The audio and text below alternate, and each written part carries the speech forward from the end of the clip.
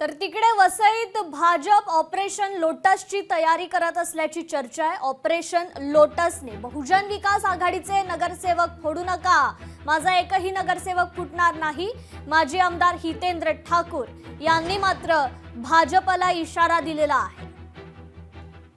लोकांनी धडा शिकवलाय तुम्हाला ऑलरेडी। आता हे नायते धंदे करत बसले तर शेण घालतील लोक तुमच्या तोंडात, एवढंच सांगतो यावेळी।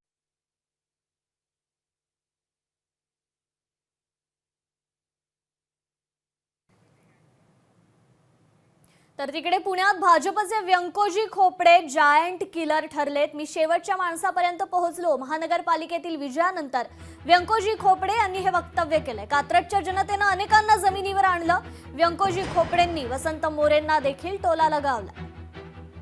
तयारी ही जोरदार होती आणि तयारी ही जनतेत जाऊन जनतेला विश्वास द्यायची होती की जनतेसाठी झटणारं नेतृत्व या ठिकाणी पाहिजे आणि त्या पद्धतीने पूर्ण प्लॅनिंग केलं होतं।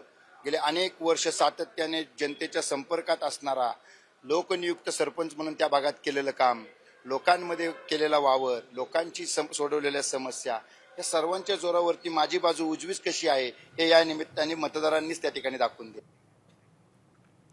राष्ट्रवादीच्या 40 स्टार प्रचारकांची यादी जाहीर झाली आहे। जिल्हा परिषद पंचायत समितीच्या निवडणुकांसाठी यादी जाहीर करण्यात आली आहे। प्रदेशाध्यक्ष सुनील तटकरे यांनी ही यादी जाहीर केलेली आहे।